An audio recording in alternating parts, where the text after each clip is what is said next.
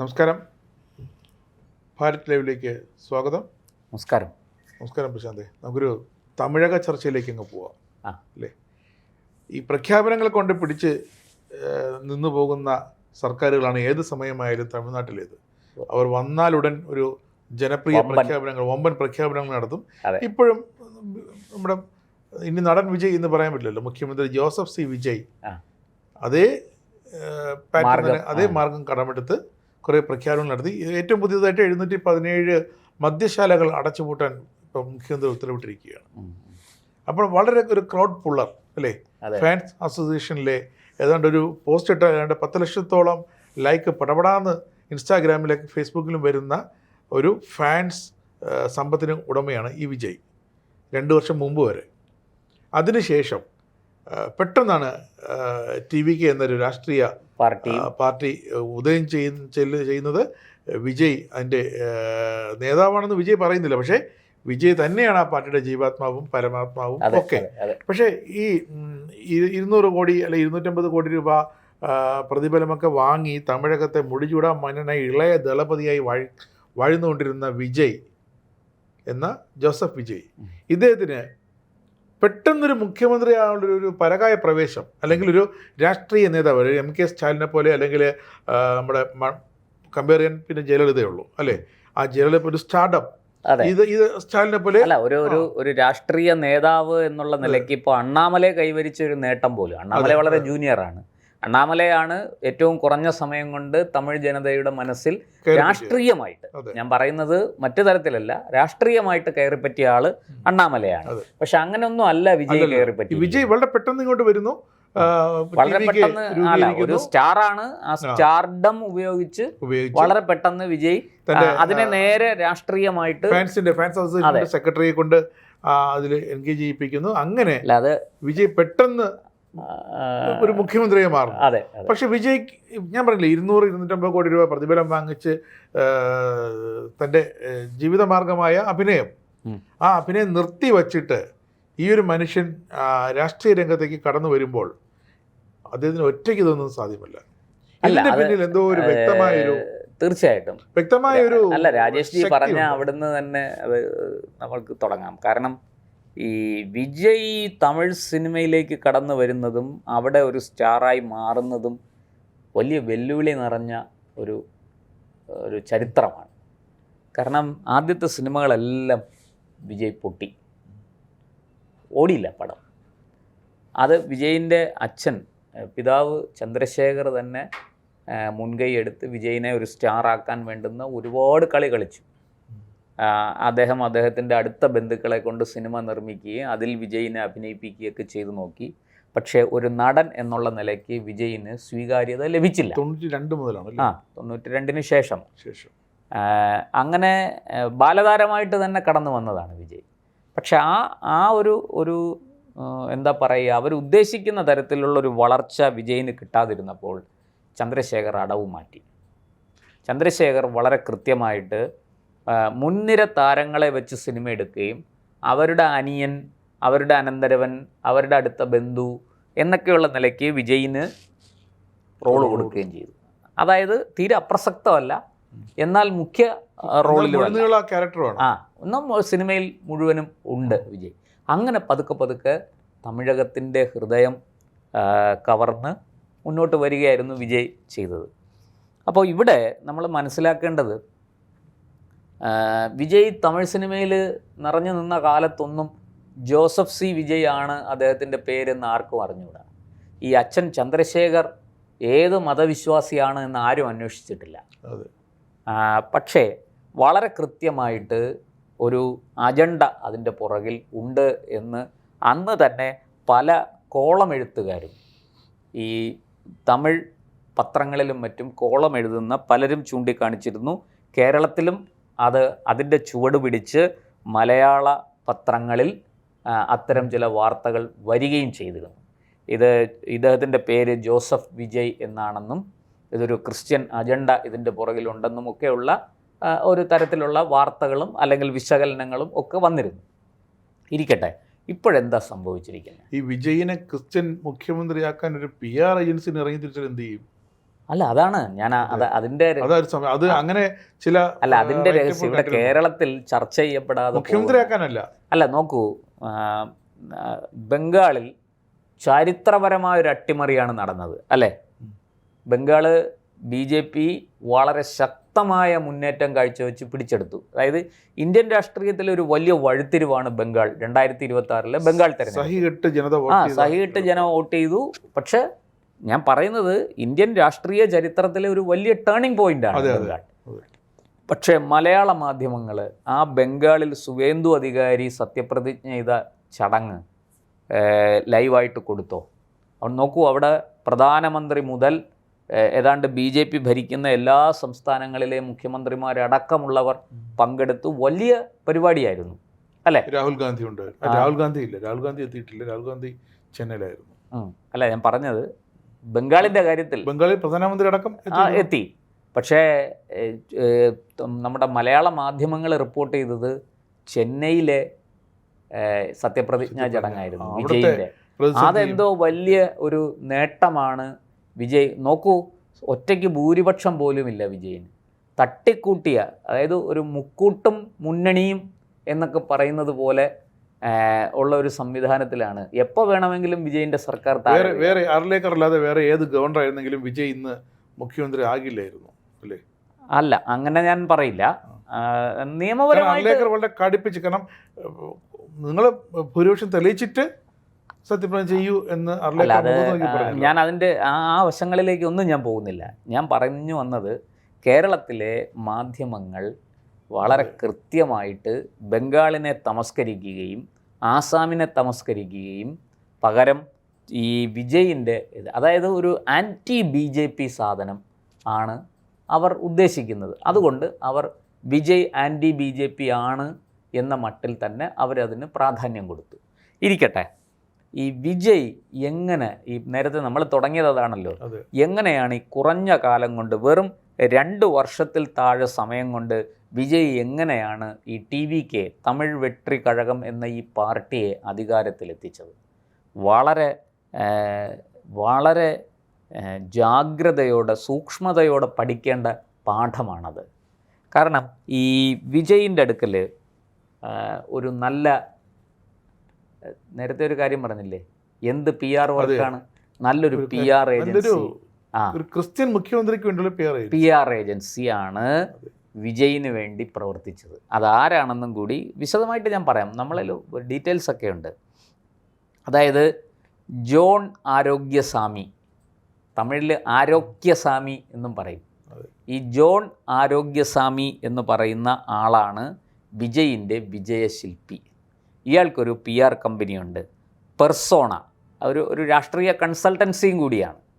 അങ്ങനെയുള്ള കൺസൾട്ടൻസിയുടെ ഉടമയായ ഈ ജോൺ ആരോഗ്യസ്വാമി വാസ്തവത്തിൽ ആന്ധ്രയിലെ ചിറ്റൂർ സ്വദേശിയാണ്. ഇദ്ദേഹം ബൈബിള് വിട്ടിട്ട് വേറെ ഒരു കളിയും അദ്ദേഹത്തിനില്ല. ചെറുപ്പക്കാരനാണ്. എന്താ പറയുക, വളരെ സമർത്ഥമായിട്ട് ഇന്ത്യയിലെമ്പാടും സുവിശേഷം പ്രചരിപ്പിക്കുന്ന ഒരു വലിയ ഗ്രൂപ്പിലെ ഒരു പ്രധാനപ്പെട്ട കണ്ണിയാണ് ഈ ജോൺ ആരോഗ്യസ്വാമി. പ്രധാന ആയുധം സാമൂഹ്യ മാധ്യമങ്ങളുമാണ്. സമൂഹ മാധ്യമങ്ങൾ. അല്ല, അതിന് പുതിയ എല്ലാ സാധനങ്ങളെയും അദ്ദേഹം ഉപയോഗിക്കും. 2023 ഇയാൾ ജോൺ ആരോഗ്യസ്വാമി വിജയുമായിട്ട് കരാറിൽ ഏർപ്പെടുന്നത്. 3 വർഷത്തെ കരാറാണത്. ആ കരാറിൽ ഈ ജോണിൻ്റെ കമ്പനി ഉണ്ടല്ലോ, ജെപ്പാക് പെർസോണ, ഈ ജെപ്പാക് പെർസോണയും ഇവരും തമ്മിൽ 2023 3 വർഷത്തെ കരാർ ഒപ്പിട്ടു. ഈ കരാർ ഒപ്പിട്ട് കഴിഞ്ഞപ്പോൾ ജോൺ എന്ത് ചെയ്തു? വളരെ സൂക്ഷ്മമായിട്ട് വിജയിനെ പഠിക്കാൻ ആരംഭിച്ചു. ഇതിനു മുമ്പ് ഈ ജോൺ മറ്റു പലർക്കും വേണ്ടി വർക്ക് ചെയ്തിട്ടുണ്ട് കേട്ടോ. ഈ ജോൺ പ്രശാന്ത് കിഷോറിനെ പോലെ മറ്റു പലർക്കു വേണ്ടിയും വർക്ക് ചെയ്തിട്ടുണ്ട്. അങ്ങനെയാണ് ഈ ജോണിനെ വിജയിൻ്റെ ശ്രദ്ധയിൽപ്പെടുന്നത്.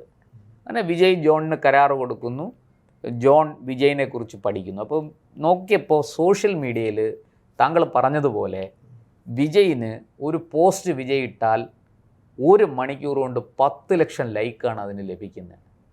നോക്കൂ, അത് ചെറിയ കാര്യമല്ല. ഒരു പോസ്റ്റ് സോഷ്യൽ മീഡിയയിൽ ഇട്ടാൽ 1 മണിക്കൂർ കൊണ്ട് 10 ലക്ഷം ലൈക്ക് കിട്ടുന്നു.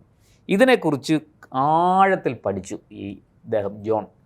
പഠിച്ചപ്പോഴാണ് ഈ വിജയിൻ്റെ ഫാൻസ് അസോസിയേഷൻ ഒക്കെ മനസ്സിലാകുന്നത്. അങ്ങനെ ആ ഫാൻസ് അസോസിയേഷനെ വളരെ സമർത്ഥമായിട്ട് പുള്ളി രാഷ്ട്രീയവൽക്കരിച്ചു, ഇതിനെ വോട്ടാക്കി മാറ്റി. ഇതാണ് തമിഴ്നാട്ടിൽ നടന്നത്. വിജയിന് വേണ്ടി PR ഏജൻസി അല്ലെങ്കിൽ ഈ പൊളിറ്റിക്കൽ കൺസൾട്ടൻസി ജോൺ ആരോഗ്യസ്വാമിയുടെ നേതൃത്വത്തിൽ ചെയ്ത പണി എന്ന് പറയുന്നത് വിജയിൻ്റെ സോഷ്യൽ മീഡിയ ഇൻഫ്ലുവൻസ് മുഴുവനും വിജയിൻ്റെ പൊളിറ്റിക്സിലേക്ക് കൊണ്ടുവന്നു. അതിന് വേണ്ടുന്ന നരേറ്റീവ്സും പോസ്റ്ററുകളും മറ്റ് വർക്കുകളും എല്ലാം ഇയാൾ പ്ലാൻ ചെയ്തു. വിജയ് അതനുസരിച്ച് പ്രവർത്തിക്കാൻ തുടങ്ങി. അപ്പോൾ കുറച്ച് മുന്നോട്ട് പോയപ്പം ആരെങ്കിലും വിജയനോട് എന്തെങ്കിലും ഒരു കാര്യം ചോദിച്ചാൽ വിജയ് ഉടനെ മറുപടി പറയും, ജോണ് കിട്ട കേള്, ജോണ് കിട്ട പേശ്. വിജയുടെ മൊത്പീസായി മാറി. അതായത് വിജയ്, നമ്മൾ മലയാളത്തിൽ പറയില്ലേ തുമ്മണോ, ഞാനത് മുഴുവിക്കുന്നത്, അത് തീരുമാനിക്കുന്ന ജോണായി മാറി.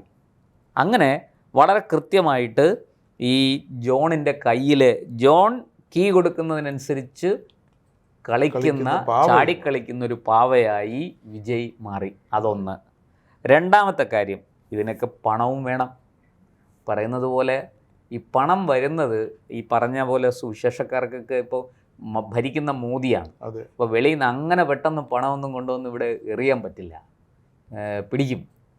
അപ്പോൾ പണത്തിന് വേണ്ടി അവർ വളരെ കൃത്യമായിട്ട് ഈ പറഞ്ഞ ആൾക്കാരുമായിട്ട്, സുവിശേഷക്കാരും ഇവരുമൊക്കെ ചേർന്ന് ഒരു പദ്ധതി ഉണ്ടാക്കി. അങ്ങനെ കടന്നു വന്ന ആളാണ് ഈ ജോൺ അല്ല ലോട്ടറി രാജാവ് സാന്റിയാഗോ മാർട്ടിൻ. അതിൻ്റെ കഥ കൂടെ പറഞ്ഞാൽ ഇത് പൂർത്തിയാവും. മാർട്ടിനും വിജയുടെ പാർട്ടിയും നല്ല അടുത്ത ബന്ധമുണ്ടല്ലോ. ഞാൻ വരാം, ഡീറ്റെയിൽസ് ഞാൻ പറയാം. അപ്പോൾ അതിനു മുമ്പ് ഈ ജോൺ ചെയ്ത പണി, ജോൺ നേരത്തെ തന്നെ ഞാൻ പറഞ്ഞല്ലോ പല രാജ്യത്തെ പല പാർട്ടികളുമായിട്ട് BJP ജോണിനെ അടുപ്പിച്ചിട്ടില്ല, ജോൺ BJP ആയിട്ട് അടുക്കില്ല. കാരണം തടസ്സം ബൈബിളാണ്. മതപരിവർത്തനം BJP 100% എതിർക്കുന്ന കാര്യമായതുകൊണ്ട് ജോണിന് BJPയുടെ അടുക്കൽ സ്വാധീനമില്ല. BJPയെ കയ്യിലെടുക്കാൻ പറ്റിയിട്ടില്ല. BJPക്ക് ജോണിനെ പോലൊരാൾ എന്നും എതിരാളിയാണ്. ഒരു കാരണവശാലും അവർ ജോണിനെ പോലൊരാളിനെ അവരുടെ കൂടാരത്തിൽ ഇടം കൊടുക്കുകയുമില്ല. അപ്പം അതുകൊണ്ട് BJP ഒഴികെയുള്ള രാഷ്ട്രീയ പാർട്ടികളുമായിട്ട് എല്ലാം ജോണിന് ബന്ധമുണ്ട്. ആ ബന്ധം വിജയിനെ മുഖ്യമന്ത്രി കസേരയിൽ എത്തിക്കുന്നതിൽ ജോൺ സമർത്ഥമായിട്ട് ഉപയോഗിക്കുകയും ചെയ്തിട്ടുണ്ട്. ഈ തമിഴ്നാട്ടിലെ തന്നെ പട്ടാളി മക്കൾ കക്ഷി പോലെയുള്ള പാർട്ടികളുമായിട്ടും ഒക്കെ ഈ ജോൺ പല കാലത്തായിട്ട് ബന്ധപ്പെട്ടിട്ടുണ്ട്. അവരുമൊക്കെ ആയിട്ട് പ്രവർത്തിക്കാൻ, സഹകരിക്കാൻ തയ്യാറായിട്ടുണ്ട്. ദ്രാവിഡ രാഷ്ട്രീയത്തിൻ്റെ കൃത്യമായ പ്രോഫിറ്റ് ആൻഡ് ലോസ് അറിയുന്ന ആളാണ് ജോൺ. അപ്പോൾ അതാണ് ജോണിനെയും വിജയിനെയും തമ്മിൽ ബന്ധിപ്പിക്കുന്ന ഘടകം. അപ്പോൾ ബുദ്ധി കേന്ദ്രം, ആസൂത്രണം ഒക്കെ ജോണായിരുന്നു. പിന്നെ ഇതിനി ഇംപ്ലിമെൻ്റ് ചെയ്യണമെങ്കിൽ, നടപ്പാക്കണമെങ്കിൽ പണം വേണം. ആ പണം എവിടുന്ന് വരും? നോക്കൂ, വത്തിക്കാനിലെ പോപ്പുമായിട്ട് പോലും അടുത്ത് ബന്ധമുള്ള ഈ സാന്റിയാഗോ മാർട്ടിനാണ് പിന്നീട് കളിച്ചിരിക്കുന്നത്. മാർട്ടിൻ്റെ മരുമകൻ ആദവ് അർജുന. ഈ ആദവ് അർജുന വിജയിൻ്റെ പാർട്ടിയുടെ ജനറൽ സെക്രട്ടറിയാണ്, സംഘടനാ ചുമതലയുള്ള ജനറൽ സെക്രട്ടറിയാണ്. അതൊന്ന്. ഈ സാന്റിയാഗോ മാർട്ടിൻ്റെ മറ്റ് കാര്യങ്ങൾ കേട്ടുള്ളൂ. സാന്റിയാഗോ മാർട്ടിനാണ് ഇതിൻ്റെ കിങ് മേക്കർ എന്ന് പറയാം. കാരണം പണം ചെലവഴിക്കുന്നവനാണ്. ബുദ്ധിയുണ്ട് എന്ന് പറഞ്ഞിട്ട് കാര്യമില്ല. മാർട്ടിൻ്റെ ഭാര്യ ലിമാറോസ് മാർട്ടിനാണ്. അതിലേക്ക് ഞാൻ വരുന്നു. അപ്പോൾ അതായത് സാന്റിയാഗോ മാർട്ടിൻ്റെ കയ്യിൽ പണമുണ്ട്. ആ പണം അയാൾ സമർത്ഥമായിട്ട് ചെലവഴിച്ചു. ആ പണം ഏതൊക്കെ മാർഗത്തിൽ എങ്ങനെയൊക്കെ ചെലവഴിക്കണമെന്നുള്ളത് ആസൂത്രണം ചെയ്തതും അതിന് വേണ്ടുന്ന ബൗദ്ധികമായ പിന്തുണ കൊടുത്തത് ജോണാണ്. ഇത് രണ്ടും കൂടി ചേർന്നപ്പോഴാണ് വിജയ് തമിഴ്നാടിൻ്റെ മുഖ്യമന്ത്രി കസേരയിൽ എത്തിയത്. ഇനി രാജേഷ് ജി പറഞ്ഞ ലീമ റോസിൻ്റെ കാര്യം. ലീമ റോസ് നിലവിൽ MLA ആണ്, ലാൽഗുഡി എന്നുള്ള ലാൽഗുഡി നിയോജക മണ്ഡലത്തിൽ ADMKയുടെ MLA ആണ്. അതെ. ഇനി അടുത്തത് അയാളുടെ മകനുണ്ട്, ജോസ് ചാൾസ് മാർട്ടിൻ. ഇയാള് പുതുച്ചേരിയിലെ MLA ആണ്. അവിടെ അല്ല, അയാളൊരു പാർട്ടി രൂപീകരിച്ചിട്ടുണ്ട്, LJK. ആ LJK എന്ന് പറയുന്ന പാർട്ടി ഇപ്പോൾ തുടരുന്നത് NDAയിലാണ്. അപ്പോൾ 3 എടുത്ത് നോക്കൂ, അവർ നേരിട്ട് BJPയിലേക്ക് വരുന്നതിന് പകരം ഒരു വളഞ്ഞ വഴിയിലൂടെ ADMKയും NDAയിലാണ്, അതെ, ഈ LJKയും NDAയിലാണ്. 2 സംസ്ഥാനം. ഇയാൾ അവിടെ പുതുച്ചേരിയിൽ ഇയാൾ മന്ത്രിയാകുമോ ഇല്ലയോ എന്നൊരു ഇതിപ്പോൾ നടക്കുന്നുണ്ട്, അങ്ങനെ ഒരു ചർച്ച നടക്കുന്നുണ്ട്. അത് എനിക്ക് ഇപ്പോൾ പറയാൻ കഴിയില്ല, അവിടുന്ന് അതിനെ സംബന്ധിക്കുന്ന വിവരങ്ങൾ നമുക്ക് കിട്ടിയിട്ടില്ല. എന്തായാലും ഇയാൾ അതിൻ്റെ ഫൗണ്ടറാണ്, LJK പാർട്ടിയുടെ സ്ഥാപകനാണ് ഈ ജോസ് ചാൾസ് മാർട്ടിൻ. ഇയാൾ കാമരാജ് നഗറിൽ നിന്നാണ് ജയിച്ചിരിക്കുന്നത്, അവിടെ പുതുച്ചേരി. അപ്പോൾ നോക്കൂ, എല്ലാ പാർട്ടിക്കകത്തും വളരെ കൃത്യമായിട്ട് ഇവര്. മാർട്ടിന്റെ പേര് ലിമ ജോസ് ആണ്. തമിഴ്നാട്ടിലെ MLA ഏറ്റവും ധനിക, 1500 കോടിയോളം ആസ്തിയുണ്ട് അവർക്ക്. അതെ, ഏറ്റവും വിജയ് രണ്ടാമതേ ഉള്ളൂ. ഇനി അത് മാത്രമല്ല, മറ്റൊരു വിഷയമുണ്ട്. ഈ സാന്റിയോഗ മാർട്ടിൻ എല്ലാ പാർട്ടികൾക്കും ഇലക്ട്രൽ ബോണ്ട് വഴി പണം കൊടുത്ത ആളാണ്, BJPക്ക് ഉൾപ്പെടെ. സ്വാഭാവികമായിട്ടും. പക്ഷെ അതിന് BJPയെ സംബന്ധിച്ച് അത് കണക്കുണ്ട്. നിങ്ങൾ 1000 കോടി അല്ലെങ്കിൽ 2000 കോടി വാങ്ങിയെങ്കിൽ രഹസ്യമായിട്ടല്ല വാങ്ങിയത്, അത് കോൺഗ്രസ് വാങ്ങിയത്, എല്ലാം പരസ്യമായിട്ട് പബ്ലിക് ഡൊമൈനിൽ വരുന്ന കാര്യങ്ങളാണത്. ഇപ്പം മാർട്ടിൻ്റെ മരുമകന് വേണ്ടിയിട്ട് TVKയുടെ ഒരു സീറ്റ് പർച്ചേസ് ചെയ്യണമെന്ന് നമുക്ക് മനസ്സിലാക്കാം. പക്ഷേ മാർട്ടിൻ്റെ മരുമകൻ തന്നെ ആ TVKയുടെ സംസ്ഥാന നേതാവാണ്, ഏറ്റവും വിജയ് കഴിഞ്ഞാൽ അടുത്ത നേതാവാണ്. വിജയ് കഴിഞ്ഞാൽ അടുത്ത നേതാവെന്നല്ല, വിജയിനെ കൃത്യമായി നിയന്ത്രിക്കുന്ന 2 ശക്തികളുണ്ട്. ഒന്ന് ജോണും 2 ആദവ് അർജുനയും. ഈ 2 പേരുടെയും കയ്യിലാണ് വിജയ് ഇന്ന്. അപ്പോൾ ഈ ഫാൻസ് അസോസിയേഷൻ TVK ആയപ്പോൾ തന്നെ ആദവിന്റെ റോളും അവിടെ വ്യക്തമായിട്ട് വളരെ വരച്ചു വെച്ചിട്ടുണ്ട്. അതെ. എന്തായാലും തമിഴക രാഷ്ട്രീയം വളരെ കൃത്യമായിട്ട് സുവിശേഷവൽക്കരിക്കപ്പെട്ടവരുടെ കൈകളിലേക്കാണ് ചെന്നെത്തി നിൽക്കുന്നത്. പണ്ട് DMK ഭരിച്ചിരുന്നപ്പോഴും ഏതാണ്ട് ഇതൊക്കെ ഇങ്ങനെയൊക്കെ തന്നെ പോയിരുന്നു. അവിടെ DMK നിരീശ്വരവാദമൊക്കെ പറയുമെങ്കിലും ആ നിരീശ്വരവാദം ഹിന്ദു മതത്തിന്, ഹിന്ദു ധർമ്മത്തിന്, സനാതന ധർമ്മത്തിന് മാത്രം എതിരായിരുന്നു. അവർ ക്രിസ്തു മതത്തിലെ അന്ധവിശ്വാസങ്ങളെ, അനാചാരങ്ങളെ ചോദ്യം ചെയ്യില്ല. ഇസ്ലാം മതത്തിലെ ഈ പറയുന്നത് പോലെ അന്ധവിശ്വാസങ്ങളെ, അനാചാരങ്ങളെ ഒന്നും ചോദ്യം ചെയ്യില്ല. അതൊക്കെ അത് ന്യൂനപക്ഷ സംരക്ഷണം എന്നൊക്കെ പറഞ്ഞ് അതിനെ ഒഴിവാക്കും. പക്ഷേ ഹിന്ദുക്കളിലെ സർവ്വ ആചാരങ്ങളെയും വിശ്വാസങ്ങളെയും സങ്കല്പങ്ങളെയും ഒക്കെ അതിരൂക്ഷമായി എതിർക്കും. ഇപ്പോൾ നടൻ പ്രകാശ് രാജ് കണ്ടില്ലേ, DMKക്ക് വേണ്ടി രംഗത്തെത്തിയിരിക്കുന്നത്. അദ്ദേഹം പറയുന്നത് അദ്ദേഹത്തിന് ഒരേ ഒരു ശത്രുവേ ഉള്ളൂ, അത് ഹിന്ദുക്കളാണ്. ആ രീതിയിലാണ് അദ്ദേഹം പോകുന്നത്. കമലഹാസൻ ഹിന്ദുക്കളിലെ എല്ലാ ആചാരങ്ങളെ, അനാചാരങ്ങളെ എതിർക്കും. നേരെ മറിച്ച് ഇസ്ലാമിലെ, ക്രിസ്ത്യാനിറ്റിയിലെ ഒന്നും എതിർക്കില്ല. അപ്പോൾ ഇവരുടെയൊക്കെ വൺ സൈഡഡ് ഈ എന്താ പറയുക, ഈ നിരീശ്വരവാദം അല്ല, അതിൻ്റെ കാരണങ്ങൾ എന്തൊക്കെയാണ്, അതിൻ്റെ പിന്നിൽ ആരെങ്കിലും ഉണ്ടോ, ഇതൊക്കെ വലിയ ചോദ്യങ്ങളാണ്. അത് രാജേഷ് ജി പറഞ്ഞതുപോലെ ഇപ്പോൾ ഈ പറഞ്ഞ കണക്ക് ഈ കമലഹാസൻ ഏത് ഹിന്ദു ദേവീ ദേവന്മാരെ ചീത്ത വിളിച്ചാലും, ഈ പറഞ്ഞതുപോലെ പ്രകാശ് രാജ് ചീത്ത പറഞ്ഞാലും ഒന്നും ചോദിക്കാനും പറയാനൊന്നും ആരുമില്ല. ഇത്തവണ കമലഹാസൻ മത്സരിച്ചില്ല. കമലഹാസന്റെ പാർട്ടി, അവർ അതായത് രാഷ്ട്രീയ പാർട്ടി യങ് അലയൻസിലാണല്ലോ. കമലഹാസൻ ഇത്തവണ മത്സരിച്ചില്ല. അത് രാജ്യസഭാ സീറ്റ് കൊടുത്തു. ഈ ഒരു തോൽവി മുന്നിൽ കണ്ടിട്ട് കൂടിയാണോ കമലഹാസൻ? അല്ല, അതുകൊണ്ടല്ല. അത് അവർ കഴിഞ്ഞ ലോക്സഭാ തെരഞ്ഞെടുപ്പിലെ ഉണ്ടാക്കിയ ധാരണയാണ്. അതിന് മുമ്പ് നിയമസഭാ തെരഞ്ഞെടുപ്പിൽ നമ്മൾ കണ്ടതാണ് എന്താണ് സംഭവിച്ചതെന്ന്. അദ്ദേഹം BJPയോട് പരാജയപ്പെട്ടു, കമലഹാസൻ. അപ്പോൾ ആ കാര്യങ്ങളെല്ലാം വെച്ചുകൊണ്ട്, ആ പശ്ചാത്തലത്തിൽ DMKയുമായിട്ടൊരു ധാരണയുണ്ടാക്കിയതാണ്. ഇത് BJPയെ നേരിടാൻ കിട്ടാവുന്ന എല്ലാ ശക്തികളെയും ഉപയോഗിക്കുക. ഈ കമലഹാസൻ പിന്നൊരു കാര്യമുണ്ട്, അവിടെ രാജ്യസഭയിൽ പോയാൽ അവിടെ കിടന്ന് ഈ വായ് പോയ കോടാലി പോലെ എന്തും പറഞ്ഞോളും. BJPയെ എന്ത് വേണമെങ്കിലും ഇയാൾ പറഞ്ഞോളും. പ്രത്യേകിച്ചൊരു സ്റ്റഡി ക്ലാസ് കൊടുക്കണ്ട. പ്രകാശ് രാജിൻ്റെ ലക്ഷ്യം അതാണ്. പ്രകാശ് രാജിനും എങ്ങനെയെങ്കിലും ഒരു സീറ്റ് സംഘടിപ്പിച്ച് രാജ്യസഭയിലെത്തണം, അല്ലെങ്കിൽ പാർലമെൻറ്റിലെത്തണം, അവിടെ ഒരു വലിയ സ്റ്റാറായി മാറണം. അവർക്ക് അതിന് പല ഗൂഢ ഉദ്ദേശങ്ങളുമുണ്ട്, അതിൻ്റെ പിന്നിൽ പലരും കളിക്കുന്നുണ്ട്. അപ്പോൾ അതൊക്കെ അങ്ങനെ നടക്കും. അത് പോട്ടെ, അതൊക്കെ നമ്മുടെ രാജ്യത്ത് ആർക്കും തിരഞ്ഞെടുപ്പിൽ മത്സരിക്കാനും ജനങ്ങളുടെ പിന്തുണയുണ്ടെങ്കിൽ ജയിച്ചു വരാനും ഒക്കെ കഴിയുമല്ലോ. എന്തായാലും ഇങ്ങനെ ഒരു സാഹചര്യത്തിലാണ് വിജയ് കടന്നു വന്നിരിക്കുന്നത്. ഈ പറഞ്ഞതുപോലെ ജോണിൻ്റെയും സാന്റിയോഗോ മാർട്ടിൻ്റെ പണത്തിൻ്റെയും ജോണിൻ്റെ ബുദ്ധിയുടെയും ബലത്തിലാണ് വിജയ് മുഖ്യമന്ത്രിയായിരിക്കുന്നത്. ഇത് വരാൻ പോകുന്ന തമിഴകത്തെ രാഷ്ട്രീയ ധ്രുവീകരണം, മതധ്രുവീകരണം ഒക്കെ എങ്ങനെയായി തീരും എന്ന് കണ്ടറിയേണ്ടതാണ്. ഈ പുത്തനച്ചി പുരപ്പുറം തൂക്കും എന്ന് പറഞ്ഞതുപോലെ വിജയ് തുടക്കത്തിൽ വലിയ ജനകീയ പ്രഖ്യാപനങ്ങളൊക്കെ നടത്തി രംഗത്ത് വന്നിട്ടുണ്ട്. പക്ഷേ ഈ ജനകീയ പ്രഖ്യാപനങ്ങൾ എങ്ങനെ നടപ്പാക്കും, ഈ പ്രഖ്യാപിച്ച കാര്യങ്ങൾ എങ്ങനെ നടപ്പാക്കും എന്ന ചോദ്യത്തിന് കൃത്യമായൊരു ഉത്തരം പറയാൻ വിജയിൻ്റെ കയ്യിലില്ല. വിജയിൻ്റെ അടുക്കൽ പൊളിറ്റിക്സ് നന്നായിട്ട് അറിയുന്ന ഒരാളേ ഉള്ളൂ, അത് AIADMK എന്ന് മാറി വന്ന സെങ്കോട്ടയ്യനാണ്. സെങ്കോട്ടയ്യൻ വിജയനോട് പറഞ്ഞത്, ഗവർണറോട് പോയി പറയൂ, ഞാൻ ഏറ്റവും വലിയ ഒറ്റക്കക്ഷിയാണ്, എന്നെ ക്ഷണിക്കണം, മന്ത്രിസഭ ഉണ്ടാക്കാൻ ക്ഷണിക്കണം എന്ന് അപേക്ഷിക്കാനാണ് സെങ്കോട്ടയ്യൻ പറഞ്ഞത്. വിജയ് അവിടെ പോയി പറഞ്ഞത്, എനിക്ക് കോൺഗ്രസിൻ്റെ പിന്തുണയുണ്ട്, എനിക്ക് ആ പിന്തുണയുണ്ട്, എനിക്ക് ഈ പിന്തുണയുണ്ട്. അപ്പോൾ ഗവർണർ പറഞ്ഞു, എന്നാൽ അത് കാണിക്കും. മറിച്ച് ഞാൻ ഏറ്റവും വലിയ ഒറ്റക്കക്ഷിയാണ്, എന്നെ വിളിക്കൂ, ഞാൻ സഭയിൽ ഫ്ലോറിൽ ഞാൻ ഭൂരിപക്ഷം തെളിയിക്കാം എന്ന് പറഞ്ഞിരുന്നെങ്കിൽ ആർലേക്കർ വീട്ടിലായി പോയേനെ, വിജയിനെ ക്ഷണിക്കേണ്ടിയും വന്നേനെ.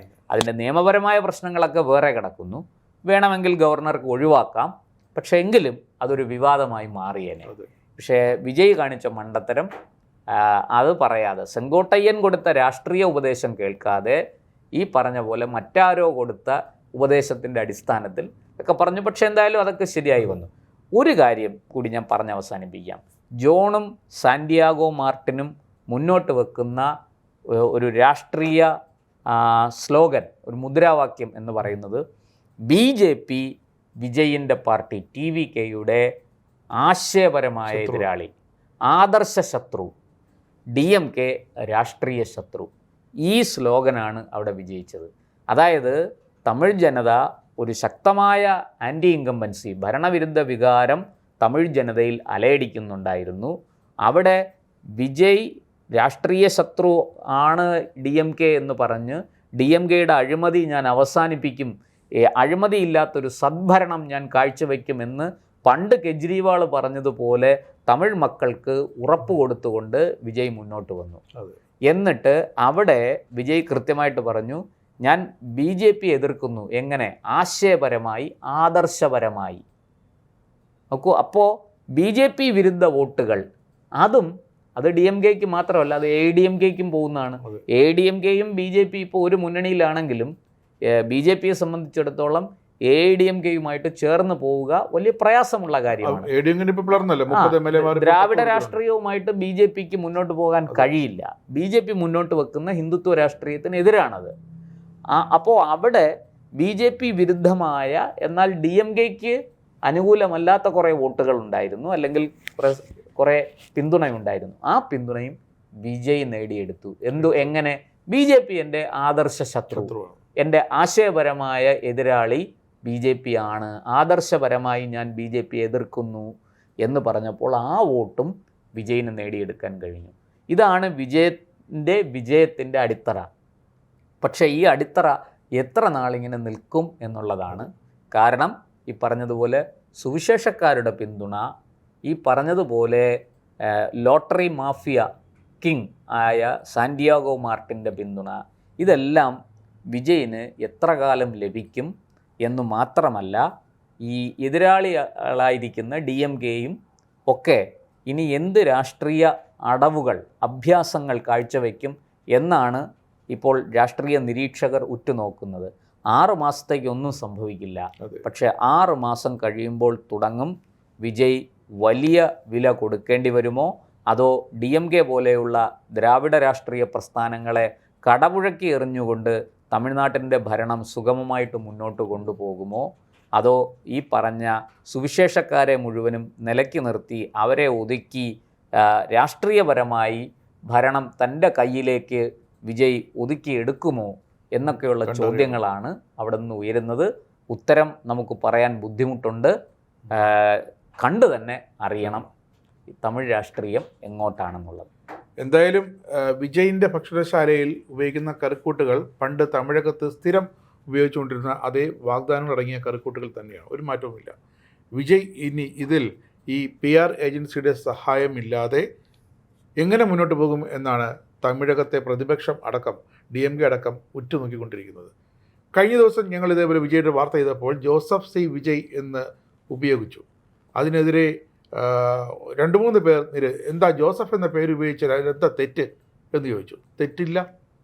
പക്ഷെ അത് എപ്പോഴും ഉപയോഗിക്കണം, അതെ എല്ലായിടത്തും ഉപയോഗിക്കണം. അതെ, ജോസഫ് എന്നത് വളരെ വിശദമായ പേരാണ്. സിനിമയിൽ അത് വിജയും, ഇവിടെ വരുമ്പോൾ ജോസഫ് സി വിജയും ആകുന്നതിന്റെ നമ്മൾ കെമിസ്ട്രി. സത്യവാങ്മൂലം കൊടുത്തപ്പോഴും പത്രിക കൊടുത്തപ്പോഴും ഒക്കെ വിജയാണ്, സി വിജയ്. അതിനുശേഷമാണ് ചന്ദ്രശേഖർ വിജയ്. അതിനുശേഷം സത്യപ്രതിജ്ഞയ്ക്ക് എത്തുമ്പോൾ ജോസഫ് സി വിജയ് ആകുന്നു. അതിലൊരു വൈരുദ്ധ്യം. കാരണം എന്തെങ്കിലും ആകുന്നതിന് മുമ്പ് ഞാൻ ഇന്ന ആളാണെന്ന് പ്രഖ്യാപിക്കുന്നതല്ലേ ഏറ്റവും നല്ലത്. ഇത് എന്തെങ്കിലും ആയി കഴിഞ്ഞിട്ട് തൻ്റെ പേരിനൊപ്പം ഒരു പുതിയൊരു പേര് കൂടി ചേർക്കുമ്പോൾ സ്വാഭാവികമായും ഒരു സംശയം വരും. ആ ഒരു സംശയമാണ് ഞങ്ങൾ കഴിഞ്ഞ വീഡിയോയിൽ പറഞ്ഞത്. ആ സംശയത്തിനുള്ള മറുപടിയാണ് ഇപ്പോൾ ഈ ചർച്ചയിൽ ഇവിടെ നിങ്ങൾ ഇത്രയും നേരം കേട്ടുകൊണ്ടിരുന്നത്. തീർച്ചയായിട്ടും.